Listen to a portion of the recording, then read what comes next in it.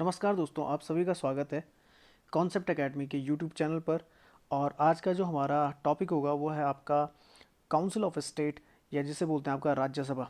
वैसे अब इसे हाउस ऑफ स्टेट्स के नाम से भी जाना जाता है। काउंसिल ऑफ स्टेट ये अंग्रेज़ों के समय पे जाना जाता था। और जो पहली बार काउंसिल ऑफ स्टेट आपको देखने को मिलता है वो आपका इंडियन गवर्नमेंट एक्ट 1919, जिसे मॉन्टेग्यू चेम्सफोर्ड रिफॉर्म से भी कहा जाता है, उसके तहत ही देखने को मिलता है। तो स्टार्ट करते हैं आज का वीडियो।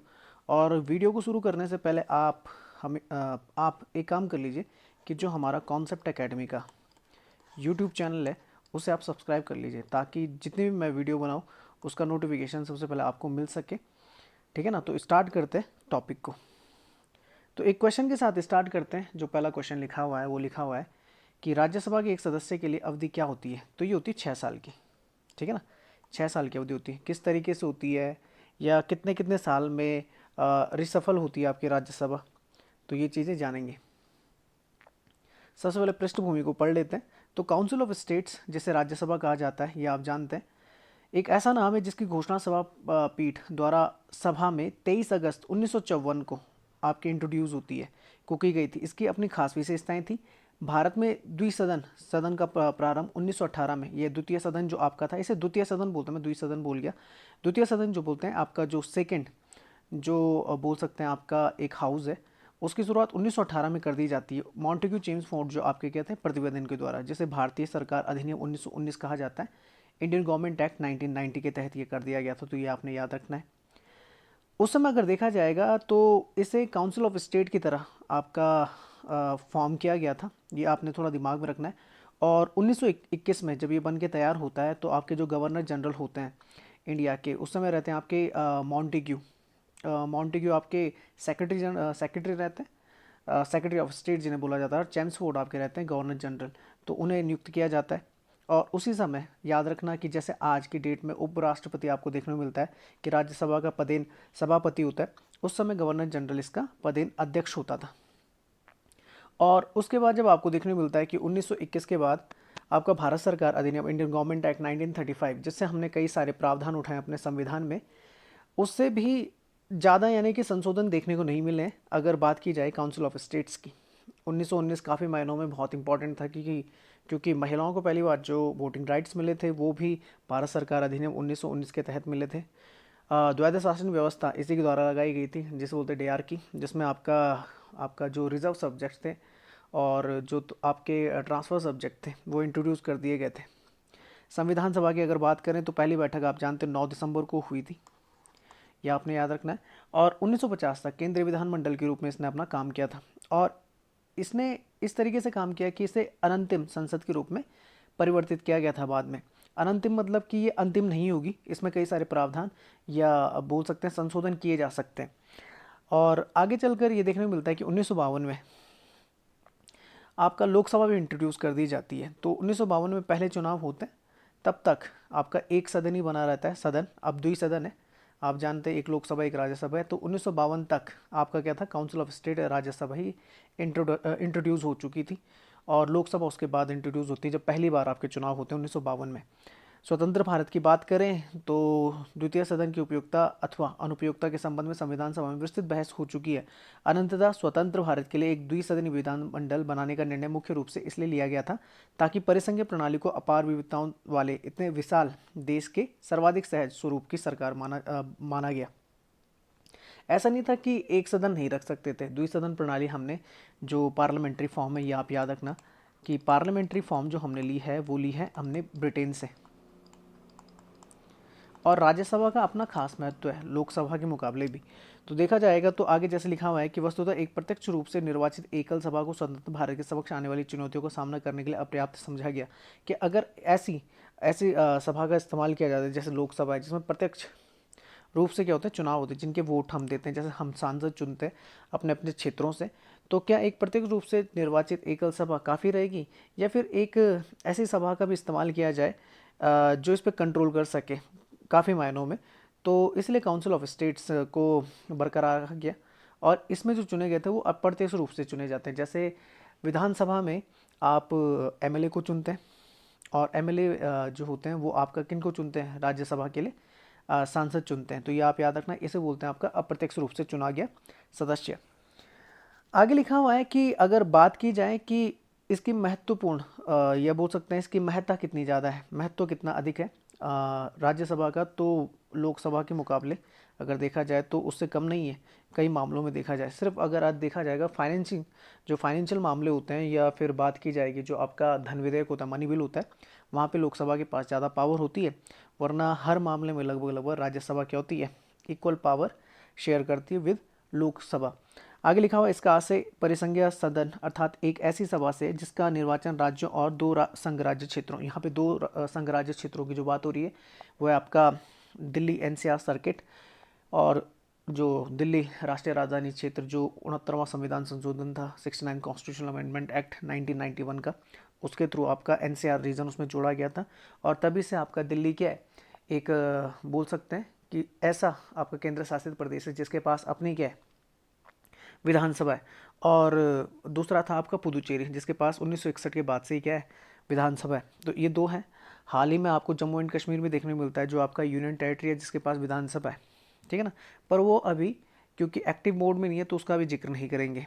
अब बात आती है यहाँ पर कि इंडिया में कभी भी जो राज्यों में जब चुनाव होते हैं तो समान प्रतिनिधित्व प्रणाली पर नहीं होते हैं, इक्वल रिप्रेजेंटेशन नहीं होता जैसे अमेरिका में होता है। जैसे सीनेट में आपका 100 सदस्य होते हैं, 50 वहाँ पे राज्य हैं, तो दो दो का होता है, चाहे छोटा राज्य हो चाहे बड़ा राज्य हो। पर इंडिया में जो देखा जाता है वो समान प्रतिनिधित्व प्रणाली के आधार पर नहीं देखा जाता। इंडिया में देखा जाता है आपका पॉपुलेशन वाइज कि कितनी आपकी वहाँ पर क्या है, जनसंख्या है। जनसंख्या वो क्षेत्र कितनी जनसंख्या को निर्धारित करता है, उस हिसाब से आपकी क्या होती हैं, राज्यसभा की सीटें होती है। जैसे उत्तराखंड की अगर बात करें तो लगभग आपके यहाँ पर कितनी, 3 है। तो ये आप दिमाग में रख सकते हैं।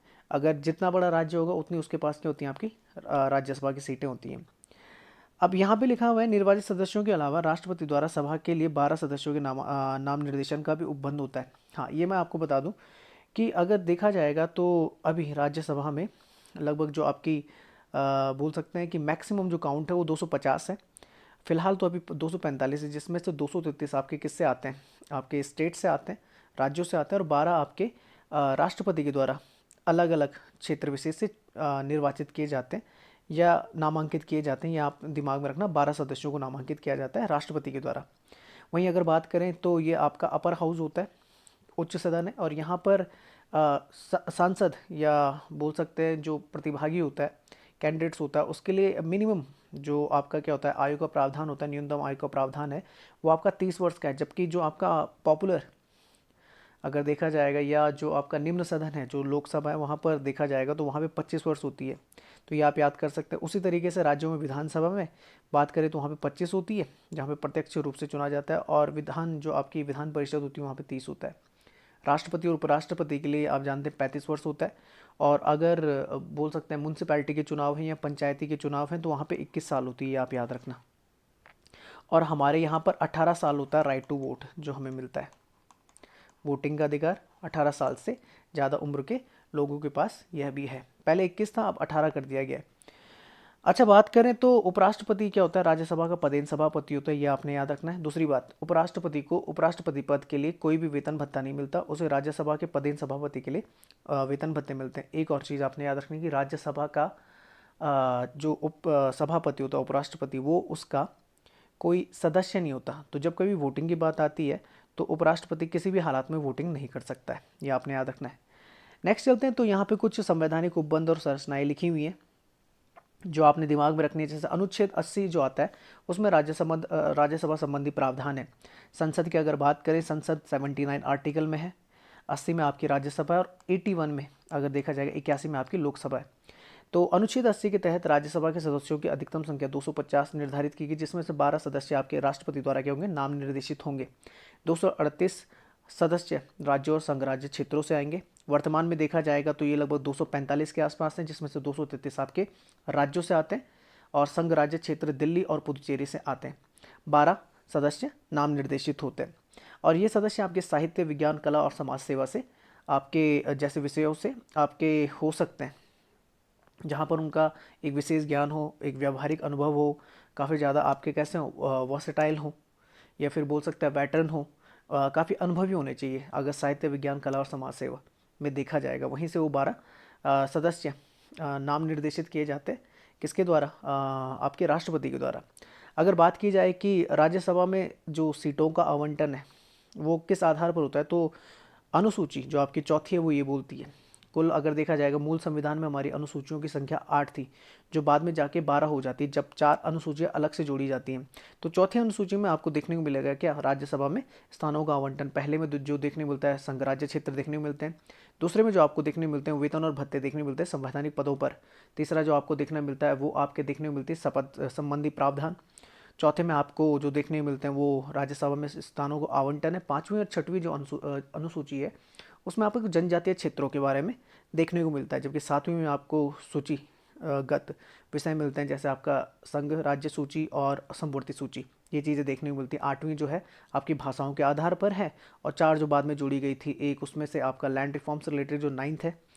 10वीं जो आपका दल बदल जिसे बोलते हैं आपका एंटी डिफेक्शन लॉ से रिलेटेड है। 11वीं 12वीं की पंचायती और म्यूनसिपैलिटीज से रिलेटेड है। तो यहाँ पे बात आ रही है चौथी अनुसूची की, तो स्थानों के आवंटन का यहाँ पे उपबंध देखने को मिलता है, और ये आपका जनसंख्या के आधार पर है। जैसे मैंने आपको बताया था कि जिस राज्य की जनसंख्या जितनी ज़्यादा होगी उस आधार पर होगा। जैसे ये नहीं हो सकता कि जैसे राजस्थान आपका सबसे बड़ा क्या राज्य है, तो उसकी जो आपका देखने मिलता है राज्यसभा सीटें वो कम है उत्तर प्रदेश के मुकाबले, क्योंकि उत्तर प्रदेश की जनसंख्या ज़्यादा है। तो ये आपने दिमाग में रखना है।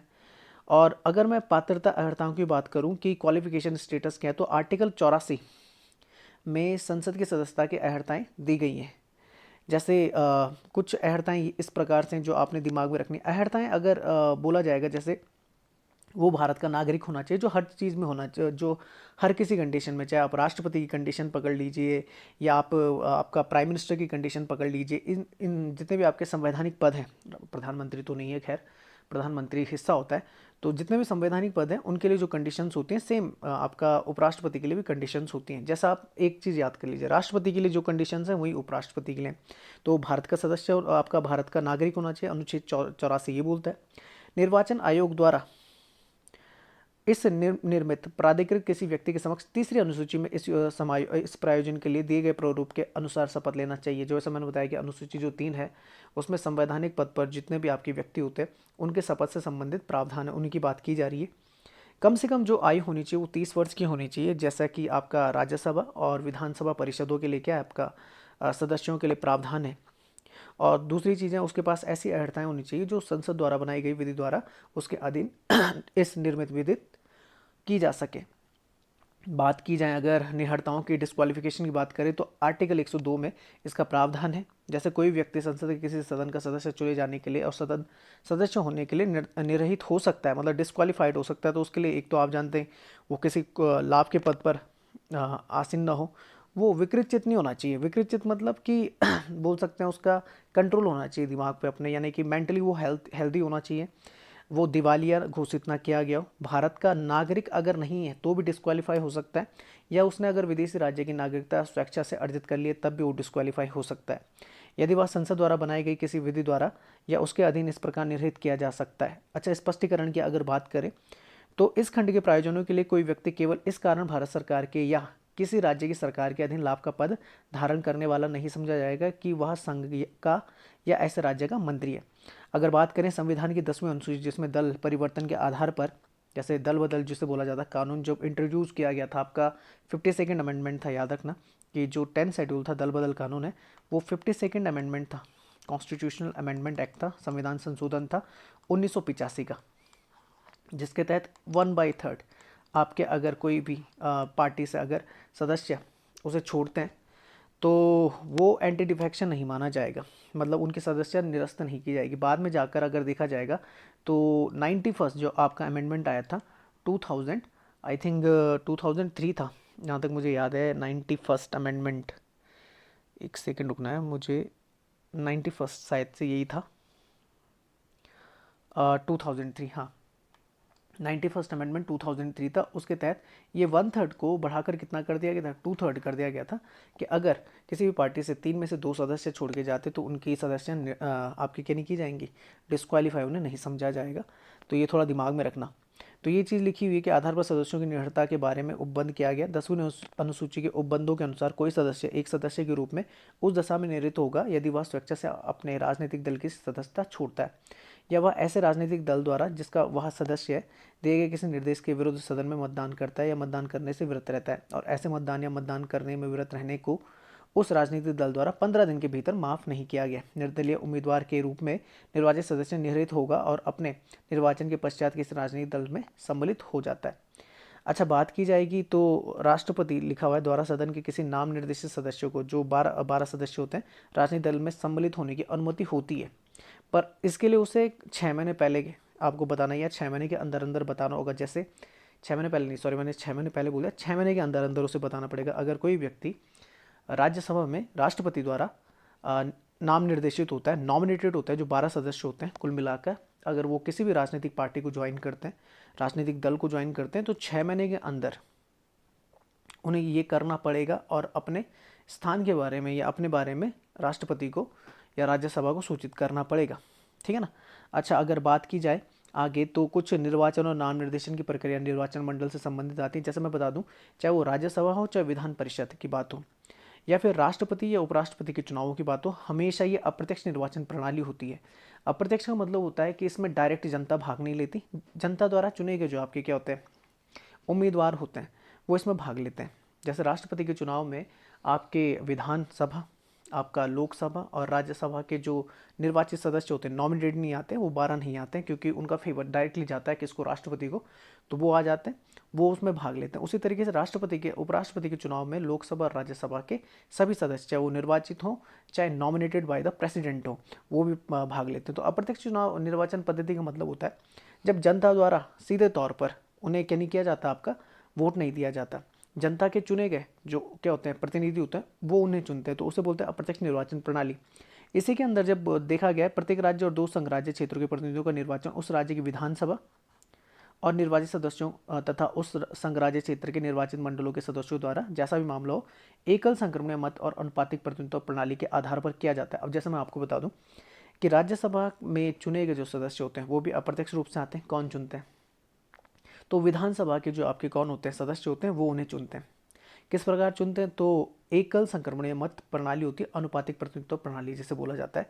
तो इसमें क्या होता है कि मान लीजिए उत्तराखंड का एग्जाम्पल है, 3 लोग राज्यसभा के लिए नॉमिनेटेड होते हैं, 3 लोग हैं, ठीक है ना, या जितने भी लोग हैं, 3 सीटें हैं, उसमें कई सारे अपने आपको क्या करना चाहते हैं राज्यसभा के लिए अपना नाम उन्होंने प्रस्तावित किया है। तो चॉइसेस होती हैं हर किसी सदस्य के पास, विधानसभा के सदस्य के पास क्या होती हैं, 3 चॉइसेस होती हैं। उसकी फर्स्ट चॉइस देखी जाती है, फर्स्ट प्रेफरेंस देखा जाता है, सेकंड प्रेफरेंस देखा जाता है, थर्ड प्रेफरेंस देखा जाता है। मान लीजिए उसका फर्स्ट प्रेफरेंस उसमें सेलेक्ट नहीं हुआ तो फिर उसका सेकंड प्रेफरेंस का जो वोट है वो काउंट होता है, अगर वो भी नहीं होता तो उसका थर्ड प्रेफरेंस का वोट काउंट होता है। इसी को बोलते हैं एकल संक्रमणीय मत पद्धति या अनुपातिक प्रतिनिधित्व प्रणाली। तो ये आप याद रखना, ये राष्ट्रपति के चुनाव में, आपका उपराष्ट्रपति के चुनाव में और आपके जो राज्यसभा के सदस्य हैं उनके चुनाव में ये चीज़ देखने को मिलती है। इसमें आपका दिल्ली राष्ट्रीय राजधानी क्षेत्र भी भाग लेता है और पुदुचेरी भी आपका क्या लेता है, भाग लेता है। अब लिखा हुआ है द्विवार्षिक उपचुनाव की कंडीशन कब कब पड़ सकती है कि आपका एक चीज़ आपने याद रखना है कि राज्यसभा एक स्थायी सदन है, मतलब ये कभी भंग नहीं किया जा सकता। भंग नहीं किया जा सकता का मतलब जैसे लोकसभा आपकी भंग की जा सकती है, डिसॉल्व हो सकती है। सरकार अगर गिर गई, उसके पास उतने मत नहीं है या उतने उसके पास क्या नहीं है, मेजॉरिटी को जो क्या है आपका बोल सकते हैं आंकड़ा है, अगर उससे वो पा नहीं पाती तो सरकार गिर जाती है। तो ये लोकसभा में हो सकता है, राज्यसभा में नहीं। राज्यसभा में फिक्स टेन्योर होता है आपका 6 साल का। हर 2 वर्ष में क्या होता है, 1/3 जो सदस्य होते हैं वो आपके सेवानिवृत्त होते हैं, ये आपने याद रखना है, ठीक है ना। हाँ, पर एक चीज़ आपने याद रखना है कि अगर कोई व्यक्ति, कोई भी राज्यसभा का सदस्य अगर सेवानिवृत्त होने के अलावा, जैसे अगर उसकी मृत्यु हो जाए, अकाल मृत्यु हो जाए, या फिर वो आपका रिज़ाइन कर दें किसी भी कारणवश, तो फिर वहाँ पर क्या कराए जाते हैं, आपके उपचुनाव करवाए जाते हैं। पर एक चीज़ याद रखना कि जब उपचुनाव करवाए जाते हैं तो वो शेष कार्यावधि के लिए कराए जाते हैं। मान लीजिए किसी भी सदस्य ने 4 साल अपने कंप्लीट किए, कोई भी सदस्य था, और उसकी अकाल मृत्यु हो गई या फिर उसने रिज़ाइन कर दिया, तो जो व्यक्ति उसकी जगह लेगा, जो उपचुनाव में जीत के आएगा, वो केवल 2 साल के लिए ही रहेगा, ये आपने याद रखना है, ठीक है ना। तो ये चीज़ इसमें लिखी गई। पीठासीन अधिकारियों की अगर बात करें तो भारत का जो उपराष्ट्रपति होता है वो सभा के पदेन सभापति के रूप में काम करता है, ये मैंने बताया था। और राज्यसभा में क्या होता है, आपका उपसभापति भी होता है। अगर अभी की बात करें, वर्तमान की बात करें 2021 जो अभी चल रहा है मार्च, तो वहाँ पे अगर मैं बात करूँ तो उपराष्ट्रपति आपके कौन है? वेंकैया नायडू हैं, जो आपके 13वें उपराष्ट्रपति हैं। वहीं अगर मैं बात करूँ कि अभी उपसभापति कौन है, तो उनका नाम आप लिख सकते हो, उनका नाम है आपका हरिवंश नारायण सिंह। हरिवंश नारायण सिंह, नारायण सिंह, ये आपके कौन है? अभी उपसभापति हैं, ठीक है ना। और उपराष्ट्रपति अगर देख लीजिए, अगर राष्ट्रपति का पद खाली होता है तो उपराष्ट्रपति, राष्ट्रपति, या फिर अगर राष्ट्रपति बीमार हैं या किसी भी कारण से उस समय पद पर नहीं है, तो उपराष्ट्रपति ही राष्ट्रपति का की जगह ले सकता है।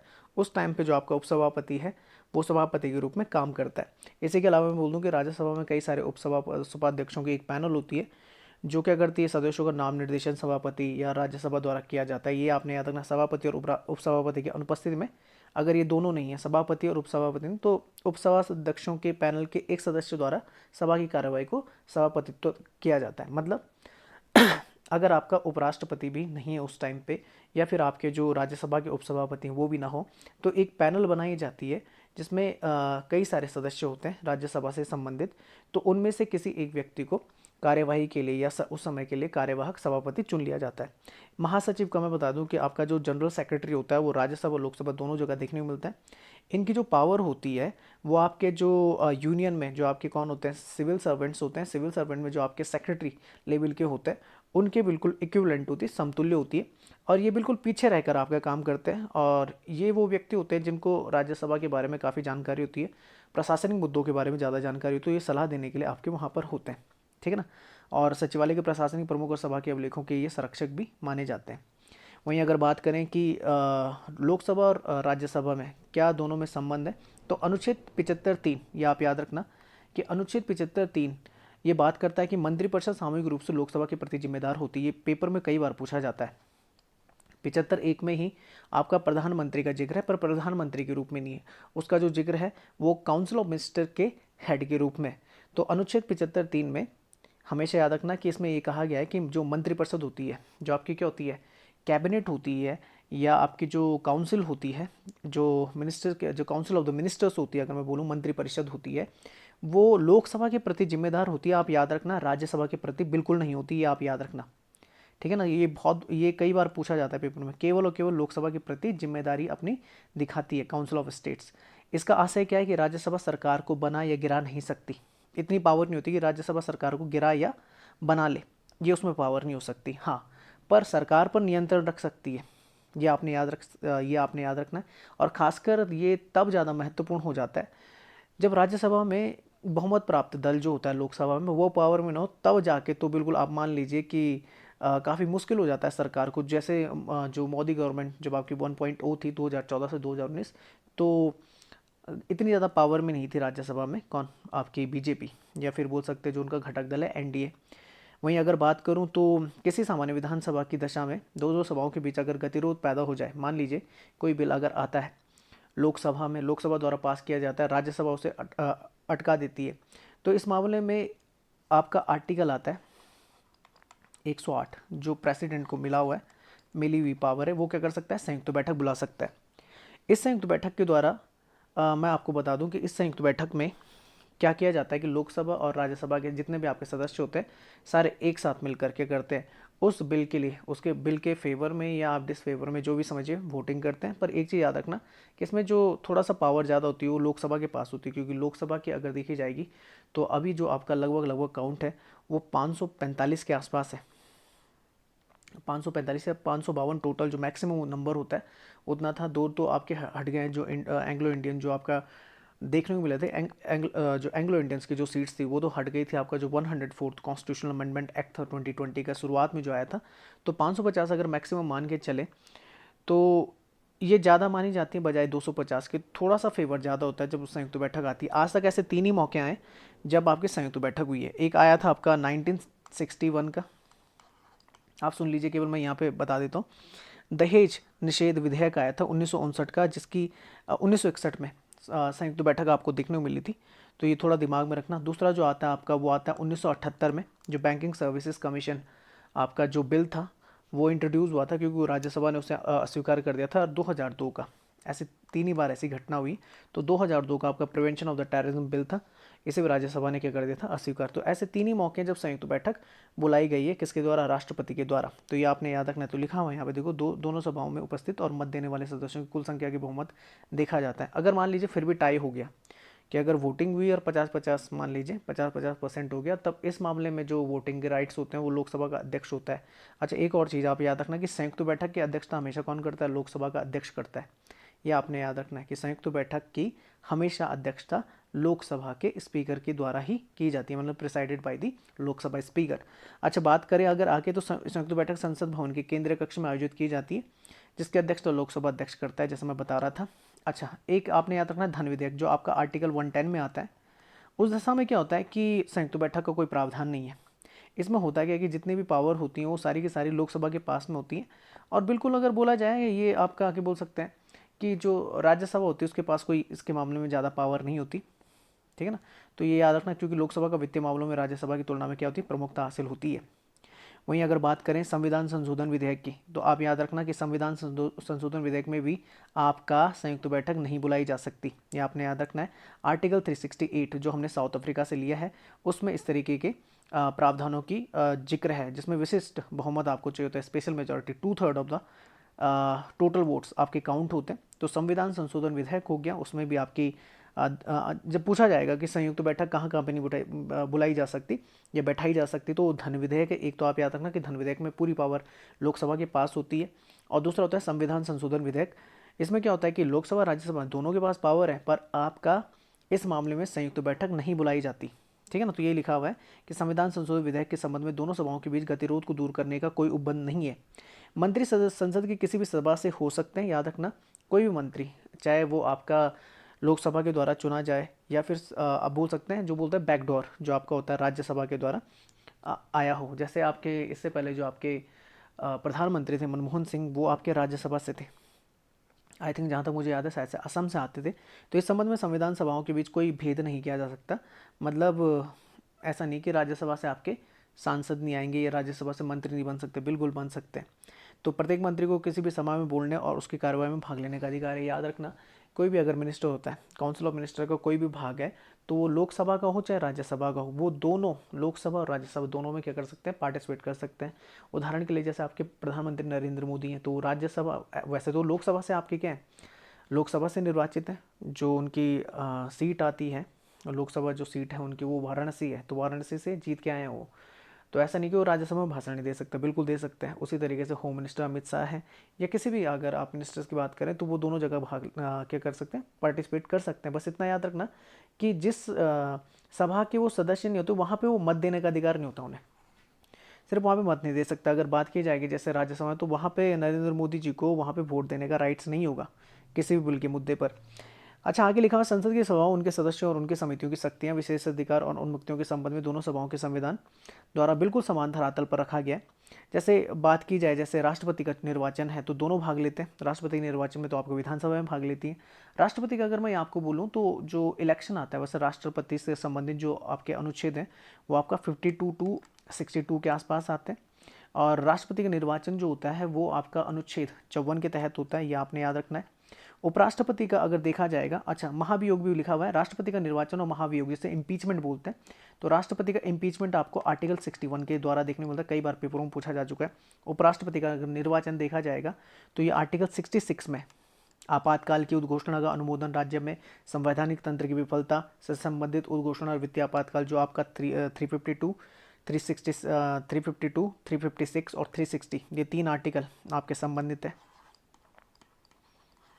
तो इनमें बराबर बराबर पावर होती है राज्यसभा और लोकसभा के पास, ये आपने याद रखना है। अच्छा, लिखा हुआ है कि मंत्रिपरिषद की सामूहिक जिम्मेदारी के मामले में कुछ ऐसे वित्तीय मामले जो सिर्फ लोकसभा के क्षेत्राधिकार में आते हैं, कि सिवाय दोनों सभाओं को समान शक्तियाँ प्राप्त हैं। तो कुछ वित्तीय मामले, जैसे अगर मैं यहाँ पे लिखूँ तो एक तो आपका धन विधेयक हो जाता है आर्टिकल 110 के हिसाब से, एक आपका 117 आता है जो आपका क्या होता है, वित्त विधेयक होता है। तो फर्स्ट के मामले में तो ज़्यादा पावर नहीं होती, पर आर्टिकल 117(3) के मामले में आपका पावर होती है। थोड़ा बहुत, या थोड़ा बहुत नहीं, बराबर पावर आ जाती है किसमें, राज्यसभा में। किसी दिन जिक्र करेंगे वित्त विधेयक और धन विधेयक के बारे में, तब मैं आपको समझाऊंगा। फिलहाल आगे चलते हैं। अच्छा, राज्यसभा की कुछ विशेष शक्तियाँ इस प्रकार है कि जो आपका जो अनुसूची आती है 7वीं, जिसमें सूची संबंध बातें जैसे संघ सूची, जिसमें संघ सूची में याद रखना आप पहले 97 विषय थे, उसमें कितने आप कितने कर देंगे, सब्जेक्ट कितने 100 कर दिए गए। राज्य सूची की अगर बात करें 66 से 61 कर दिए गए, और समवर्ती सूची की अगर बात करें तो ये पहले 47 थे और 52 कर दिए गए। तो ये आपके क्या विषय।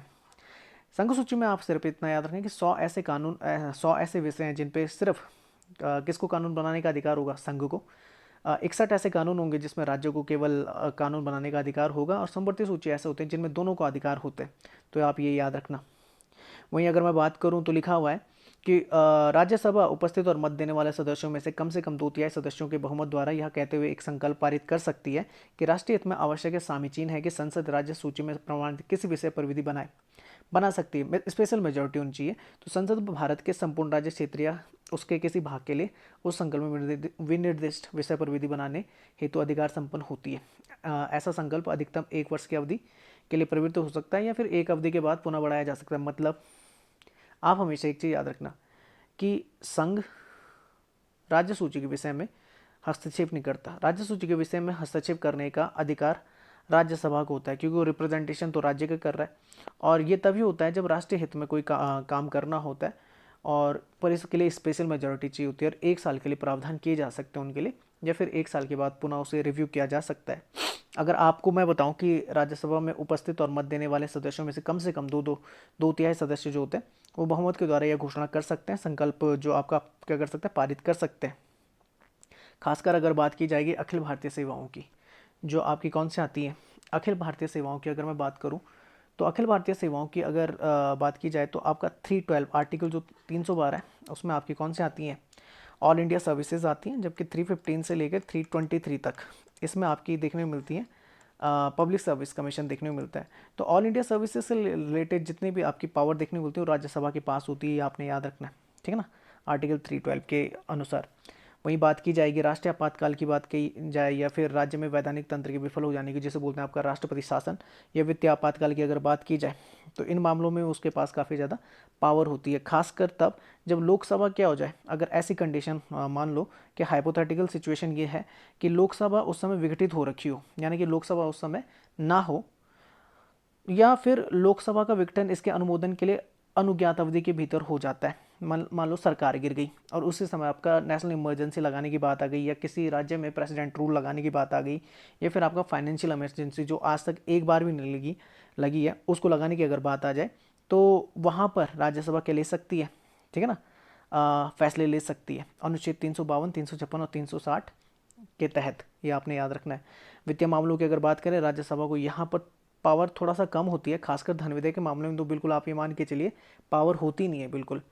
धन विधेयक क्या होता है कि आपका अनुच्छेद 110 के तहत है, जिसके तहत क्या होता है कि पहले ही अनुमोदित कर दिया जाता है राष्ट्रपति के द्वारा, कि पहले यानी अनुमोदित कर दिया जाता है। अनुमोदित करने का मतलब ये होता है कि कोई वित्त विधेयक, धन विधेयक होगा, इसका जो फैसला लिया जाता है वो लोकसभा के अध्यक्ष के द्वारा लिया जाता है, पर अनुमोदन पहले ही ले लिया जाता है किससे, राष्ट्रपति से।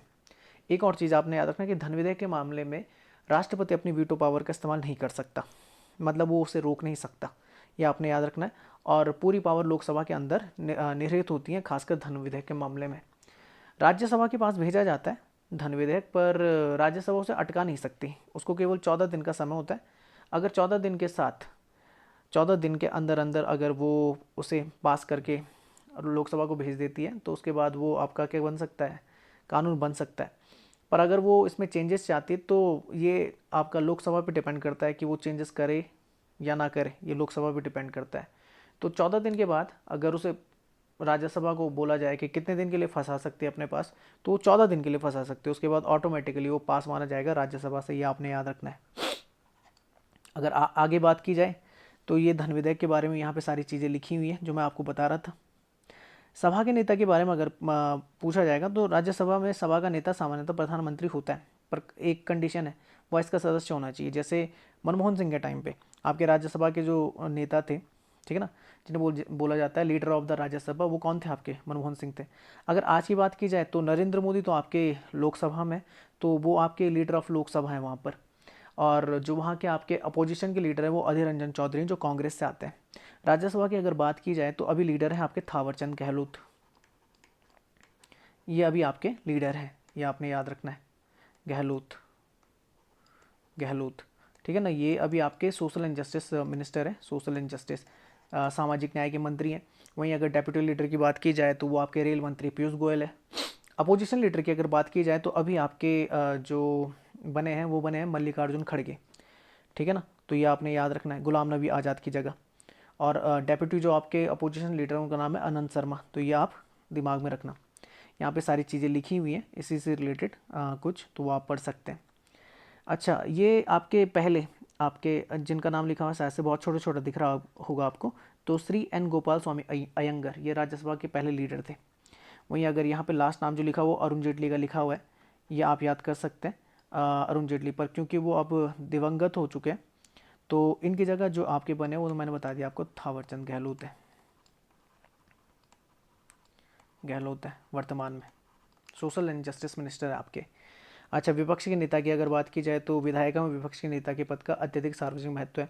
1969 तक इस तरीके का कोई आपका पद के बारे में नहीं था, लेकिन विपक्षी नेता वेतन और भत्ता अधिनियम 1977 के तहत ये चीज़ें देखने को मिलती हैं। जैसे यहाँ पे लिखा हुआ है ना कि उस समय तक सर्वाधिक सदस्यों वाली विपक्षी पार्टी के नेता को बिना किसी औपचारिक मान्यता, दर्जा या विशेषाधिकार दिए विपक्षी नेता मानने की प्रथा थी। मतलब आज के डेट में अगर आप देखें, चाहे अपोजिशन लीडर होता है, चाहे वो लोकसभा में आपके अधीर रंजन चौधरी हो, चाहे आपका राज्यसभा में आपके मल्लिकार्जुन खड़गे हों, तो इनका जो होता है ना, जो इनको वेतनमान और जो भत्ते वगैरह मिलते हैं वो सेम मिलते हैं आपके, जैसे आपके काउंसिल ऑफिस जो आपके क्या होता है जो मिनिस्ट्री होती है या कैबिनेट मिनिस्ट्री होती है, जैसे एक कैबिनेट मिनिस्टर को वेतन और भत्ते मिलते हैं, उसी प्रकार की सहूलियत किनको मिलती है, आपके विपक्ष के नेता को मिलती है, आपने याद रखना है। दूसरी बात यह है कि अगर मैं बोलूँगा कि विपक्षी नेता के लिए कुछ शर्तें होती है, जैसे उससे सभा का सदस्य होना चाहिए, सर्वाधिक सदस्य वाले दल के सरकार के विपक्ष के में राज्यसभा के नेता वहाँ होना चाहिए। इस आशय में राज्यसभा के सभापति द्वारा उसे मान्यता प्राप्त होनी चाहिए। अच्छा, अगर मैं अभी बात करूं तो विपक्षी नेता वेतन भत्ता अधिनियम 1977, तो ये आप याद रखना, पर विपक्ष का नेता बनने के लिए कम से कम उस दल को 10% टोटल चाहिए उस सदन का। जैसे अगर मैं बात करूं आपका 550 है लोकसभा में मान लीजिए, तो आपको 55 कम से कम आपको क्या चाहिए सदस्य चाहिए लोकसभा में, तब जाके आपके विपक्ष का नेता वहाँ पे बन सकता है। सेम आपका राज्यसभा के लिए 250 में से 25 आपके सदस्य चाहिए, तब जाके आप अपोजिशन के लीडर बन सकते हैं, ये आपने याद रखना है। अगर बात की जाए अपोजिशन लीडर्स की, विपक्ष के नेताओं की, तो पहले थे आपके श्याम नंदन मिश्र, ये आपने याद रखना है। और जो यहाँ पे लिखा हुआ है गुलाम नबी आज़ाद, तो ये अभी हुए फरवरी में, इन्होंने अपना कार्यकाल कंप्लीट किया और काफ़ी ज़्यादा न्यूज़ में था। जो अगर आप राज्यसभा टीवी देखते तो वहाँ पर ये भाषण देते हुए जो अपना फेयरवेल जो स्पीच होती है वो दे रहे थे। उस समय नरेंद्र मोदी भी वहीं पर बैठे हुए थे, आपके जो प्रधानमंत्री हैं, और इनकी जगह अब ले लिया मल्लिकार्जुन खड़गे ने। मल्लिकार्जुन खड़गे ये भी बहुत बड़े नेता हैं अगर देखा जाएगा कांग्रेस के, तो इनकी जगह इन्होंने लिए, तो ये आप याद कर लेना नाम। अच्छा, एक और चीज़ मैं बता देता हूँ कि परिसीमन आयोग की कई बार बात आती है। परिसीमन आयोग को इंग्लिश में बोला जाता है डिलिमिटेशन कमीशन। डिलिमिटेशन कमीशन वो कमीशन होता है जो परिसीमन का काम करता है। परिसीमन का मतलब ये होता है कि किस क्षेत्र में किस जनसंख्या के अनुपात में आपका क्षेत्र विशेष या क्षेत्र विशेष को लोकसभा क्षेत्र घोषित किया जाएगा, कितने क्षेत्रों को आपका विधानसभा क्षेत्र घोषित किया जाएगा, कितने आपके इस राज्य से कितने आपकी राज्यसभा की सीटें निकल सकती हैं। तो राज्यसभा की सीटें, लोकसभा की सीटें, विधानसभा की सीटें, विधान परिषद की सीटें किस तरीके से आपकी वहाँ पर होंगी, ये काम होता है परिसीमन आयोग का।